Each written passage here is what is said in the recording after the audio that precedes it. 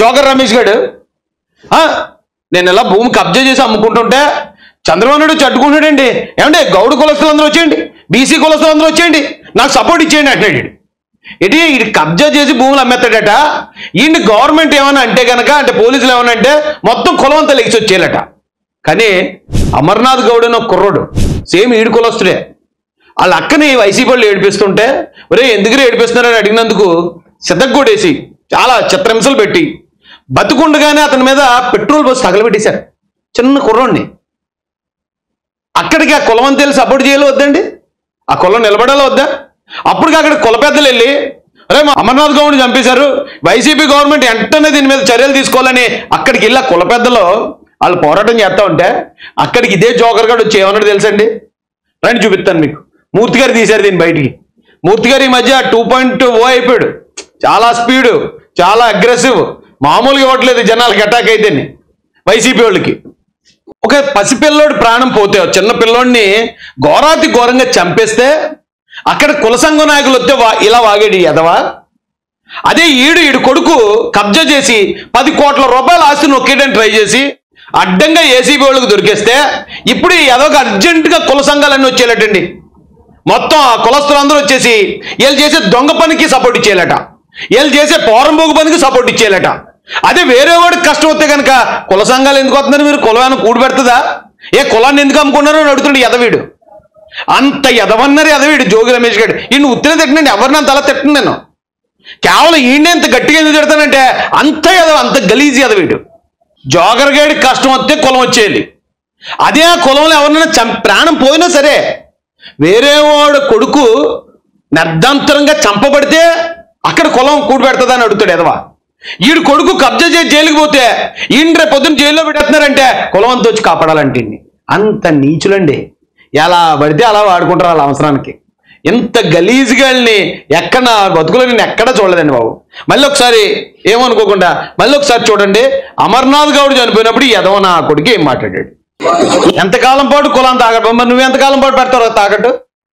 ఇప్పుడు నువ్వు కబ్జా చేసి నువ్వు కులం పేరు వాడుకోవచ్చు, వేరే కుల సంఘ నాయకులు అన్యాయం జరిగిందని అడగకూడదు. పెట్టినప్పుడు మరి ఎందుకు వాగేవరా? ఇప్పుడు ఎందుకురా, నేను వెనకబడిన కులానికి చెందినోడిని, నేను గౌడు కులస్తున్నాను ఎందుకు వాగుతున్నారు ఇప్పుడు అంటే ఇక్కడ మళ్ళీ కులాల కుంపటి రేపాలి. బీసీలకి తెలుగుదేశం పార్టీకి మళ్ళీ గొడవలు క్రియేట్ చేయాలి, శాంతి భద్రతల సమస్యలు తీసుకురావాలి. వెంటనే జగన్ వచ్చి రాష్ట్రపతి పాలన అడగాలి. చంద్రబాబు నాయుడు గారు ఇంకో పని చేశారండి వేళ, చాలా బాగా నచ్చింది నాకు ఆయన చేసిన పని. మొన్నటి నుంచి జగన్మోహన్ రెడ్డి గారు అతను అధికారంలో ఉన్నప్పుడు, అతను ముఖ్యమంత్రిగా ఉన్నప్పుడు మంత్రుల్ని ఎమ్మెల్యేలను కూడా గుమ్మం దగ్గర రానిచ్చేవాడు కాదు. గెట్ అవుట్ అనేవాడు అంతే. ఎవడైతే ఆడరు, నాకు ఎవడెక్కడ రానకు వీల్లేదు, నా సజ్జల, నా సాయిరెడ్డి, నా సుబ్బారెడ్డి వీళ్ళు ఉంటే చాలరు, నాకు మిగతా ఏ పొగడగడ అక్కర్లేదు నాకు అని చెప్పి ఎవడన్నాడు గెంటేసేవాడు. ఈవేళ సర్పంచుల్ని, ఎంపీటీసీలని, జడ్పీటీసీలని దగ్గర కూర్చోబెట్టుకుని కాళ్ళు గడ్డలు పట్టుకుపోతున్నాడు ఎత్తనాడు. ఏంటయ్యా కారణం అంటే వైజాగ్ అంటే విశాఖ జిల్లాకు సంబంధించి ప్రజాప్రతినిధులు అంటే ఈ సర్పంచులు, ఎంపీటీసీలు, జడ్పీటీసీలు అందరూ కలిసి ఓటేసే ఎమ్మెల్సీ ఎలక్షన్ జరుగుతుంది. ఆ ఎలక్షన్కి జనరల్గానే వీళ్ళు దొంగ ఎలక్షన్ చేసి నామినేషన్ పేపర్లు లాగేసుకుని నామినేషన్ వేసిన బెదిరించి అలా నానా అక్రమాలకు పాల్పడి వీళ్ళు సర్పంచులుగా, ఎంపీటీసీలుగా ఎక్కువ మంది గెలిచారు. ఆ టైంలో వాళ్ళు ఓటేయాలి. ఇప్పుడు వాళ్ళు ఓటేయాలంటే ఏమంటే మాకు ఎక్కువ మంది ఉన్నారు, అయినా చంద్రబాబు నాయుడు గారు ఎందుకు పెడుతున్నారు పోటీకి? అరే చంద్రబాబు నాయుడు గారు చాలా అన్యాయం చేస్తున్నారు, మాకు ఆ సీటు మాది కదా, ఆయన పోటీ పెట్టకూడదు కదా అని గిలగిలా గింజిపోతున్నారు మా జగన్మోహన్ రెడ్డి గారు చాలా రోజుల నుంచి. అయితే వాళ్ళందరి ఏడుపుకి అందనంత ఎత్తులో ఉంటాడండి చంద్రబాబు నాయుడు గారు.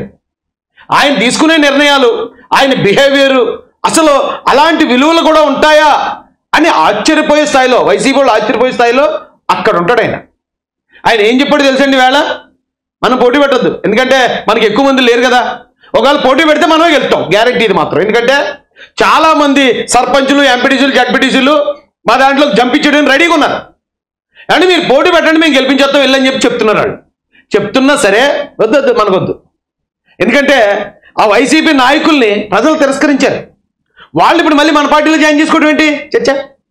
అది వాల్యూస్ కాదే అది. ఒకవేళ వాళ్ళు రావచ్చు, మనకు ఓటేయచ్చు, మన ఎమ్మెల్సీ నెగ్గొచ్చు, అయినా మనకు అవసరంలే. వద్దంటే వద్దంతే. జగన్ రెడ్డి అనుకున్నాడు మరి ఇలాగా. జగన్ రెడ్డికి అప్పటికే 150 మంది ఎమ్మెల్యేలు ఉన్నాయి, అయినా కానీ టీడీపీ 4 ఎమ్మెల్యేలు అవసరం అయ్యారు. మద్దాలగిరిని మరొకటి 4 ఎమ్మెల్యేలు జాయిన్ చేసుకున్నాడు సిగ్గు సర లేకుండా. జనసేనకున్న ఒకే ఒక ఎమ్మెల్యే రాపాక రాబాగను కూడా జాయిన్ చేసుకున్నాడు సిగ్గుసారం లేకుండా. వల్లభనేని వంశీని జాయిన్ చేసుకున్నాడు. కానీ చంద్రబాబు నాయుడు గారు అలా దిగజారండి. చర్చ అవసరంలే మనకి.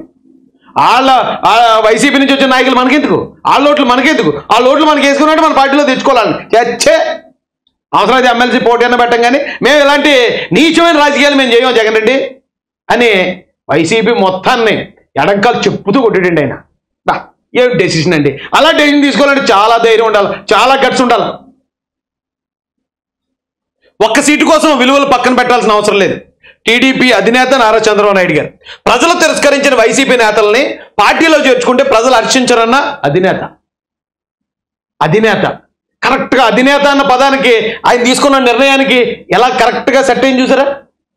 అలా ఉండాలి నిర్ణయాలంటే.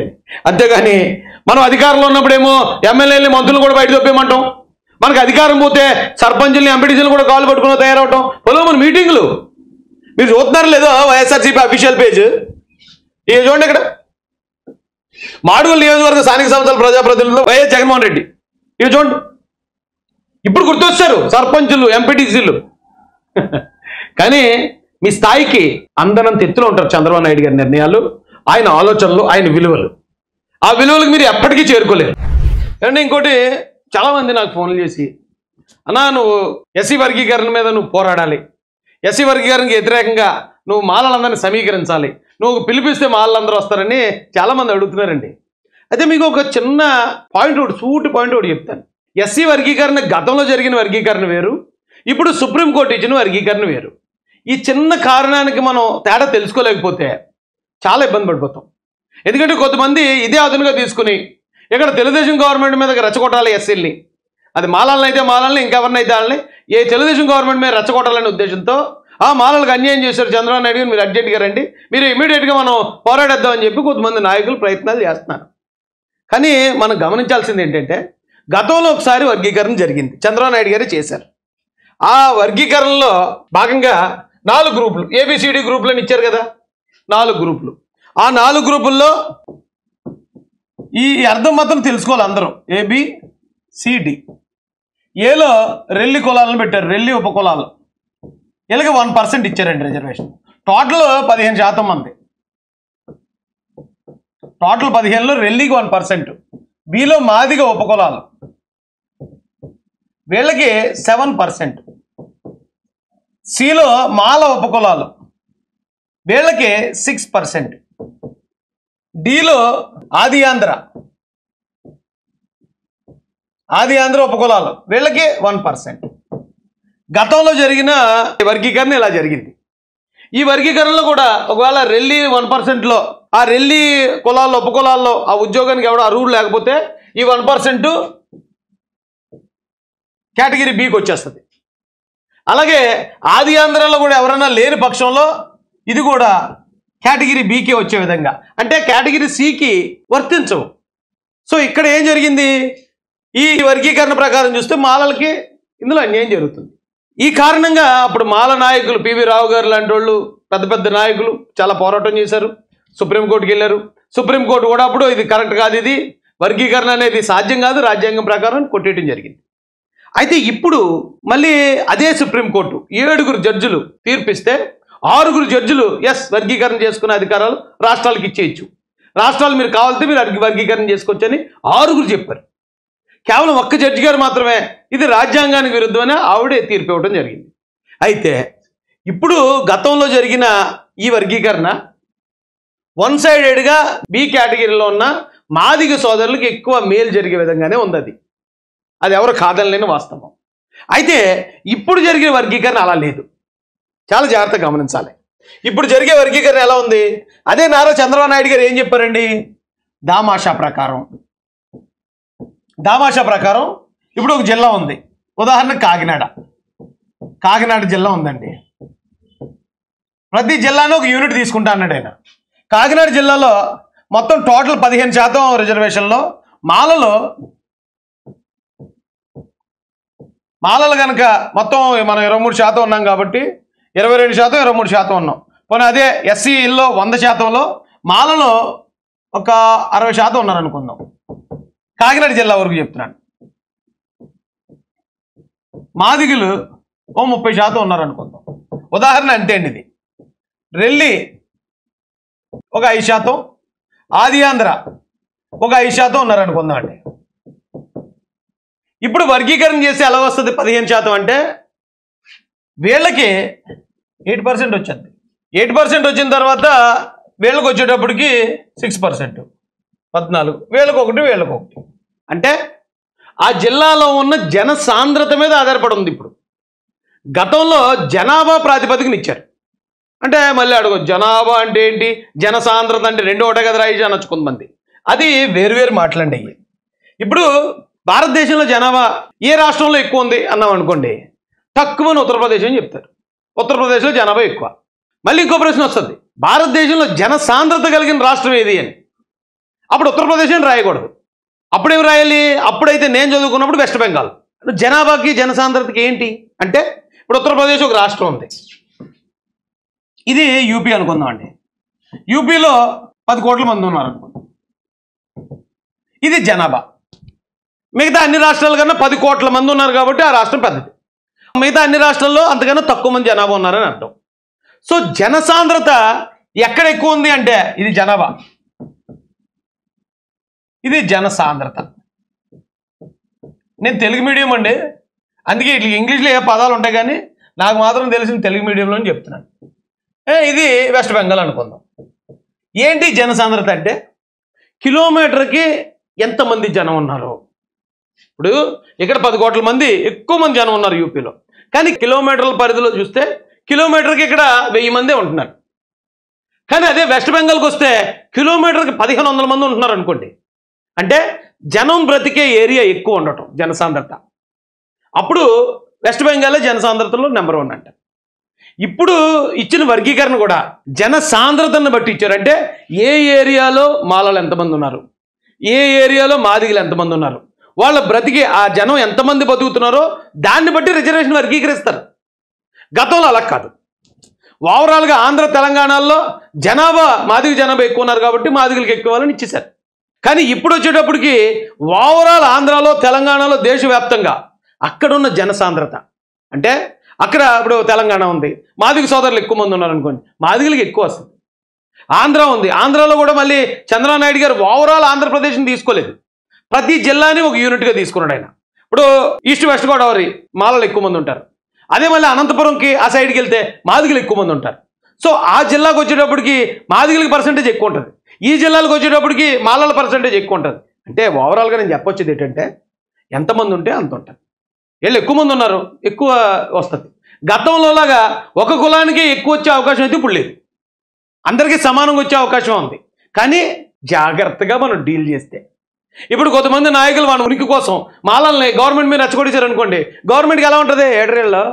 ఇంకా ఇప్పుడేగా సుప్రీంకోర్టు వచ్చింది, ఇంకా మేము ఏం విధి విధానాలు చెప్పలేదు, ఎవరెంతమంది ఉన్నారో తెలియదు, ఏమీ లేకుండా అప్పుడే చంద్రబాబు నాయుడు మీదకి వాళ్ళ మీదకి వీళ్ళ మీదకి అప్పుడే జనాలు రెచ్చగొడుతున్నారేంటి, చిరాకు వచ్చేది. ఇంకోటి కూడా తీర్పులో ఒక మంచి పాయింట్ ఒకటి చెప్పారండి.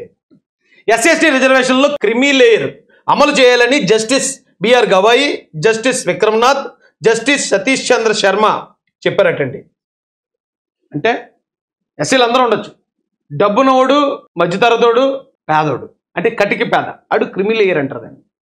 ఈ పేదలు ఎవరైతే ఉన్నారో వాళ్ళకి ఇవ్వండి, ఏ కులమైనా, అటు మాలవని, మాదిగవని, రెల్లవని, ఆది ఆంధ్రవని, ఎవడన్నా కానీ ఫస్ట్ పేదలు ఎందులో ఉన్నారో చూసి వాళ్ళకి ఫస్ట్ ప్రయారిటీ ఇవ్వండి అని 3 జడ్జిలు చెప్పారు. మనం కోరుకునేది కూడా అదే కోరుకోవాలి కదా.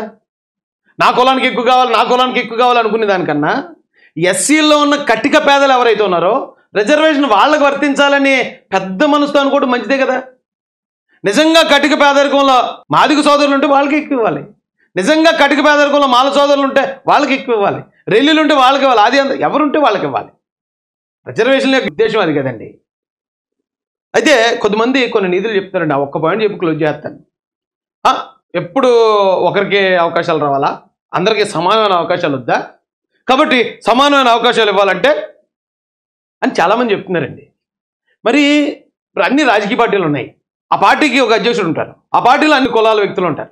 ఒక ప్రధానమంత్రి అవ్వాలన్నప్పుడు ఆ కులాల్లో ఒక కులానికి లేకపోతే 2 కులాలకు మాత్రం ఎందుకు ఇస్తున్నారు ప్రాధాన్యత? అరే అన్ని కులాలకి ఇవ్వాలి అవకాశం. సరే 5 సంవత్సరాలు నువ్వు చేసావు, లేకపోతే ఈ 2 సంవత్సరాలు నువ్వు చేయి, ఆ 2 సంవత్సరాలు ఆ కులవస్తుడు చేస్తాడు, ఈ 2 సంవత్సరాలు ఏం చేస్తాడు ప్రధానమంత్రి పదవి. మరి అది కూడా రావాలి కదండి.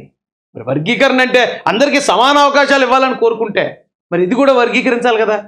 పెద్ద పెద్ద కాంట్రాక్టర్స్ ఉంటారు, ఆ కాంట్రాక్టర్స్లో కూడా ఎప్పుడు కులస్తులు వస్తున్నారేంటి, మీరు పలానా కులంలో కూడా కాంట్రాక్ట్ A1 కాంట్రాక్టులు తయారు చేయండి, పలానా కులం నుంచి కూడా ఈసారిగా నీకు ఈ కులానికి ఇచ్చాను ఈ కాంట్రాక్ట్, మరోసారిగా పలానా కులానికి ఇస్తాను. పెద్ద పెద్ద పదవులు కదండి, ప్రధానమంత్రి, ముఖ్యమంత్రి, అలాంటి పదవుల్లో కూడా ఇలాంటి సమానత్వం, ఇలాంటి వర్గీకరణ, అన్ని కులాలకి మేలు జరగాలనేది కూడా ఆలోచిస్తే ఇంకా మంచిది కదా. ఇంకా మంచిదని నా ఆలోచన అండి. ఏదో చిన్న బుర్రతో ఏదో చెప్తాను నేను, ఇందులో ఎవరిని విమర్శించలేదండి. మళ్ళీ రాజేష్ మాకు వ్యతిరేకంగా మాట్లాడాడు, రాజేష్కి పలానా అవకాశాలు రాకూడదు, ఇలాంటి అవకాశాలు రాకూడదని దయచేసి ఎవరు నా మీద కత్తి కట్టకండి సారు.